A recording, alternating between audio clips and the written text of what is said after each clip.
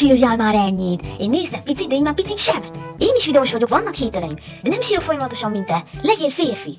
Elvesztettem egy nézőt, nem hiszem el. Depresszió, elvesztettem egy nézőt, akinek nem tetszik, hogy kiírom még van. 14 éves vagy és Fortnite-a hívod a Fortnite-ot. Fortnite más stílus elnevezés, tesó, akkor mondani, nem 8-ban. Én ne hívhatnám Fortnite-nak a Fortnite-ot, ha egyszer nem szeretem, és ez a véleményem. Amúgy meg olyan Fanny, meg Piegéted, Dani már rég felnőttek, és mindig csak egy 8 éves hülye gyerek vagy. Szóval amíg nem leszel nagyobb náluk, addig csak kussolsz, ífej. Mi a francot határoz meg, hogy hány éves vagyok? Engem nem érdekelte, mit gondolsz, hány éves vagyok.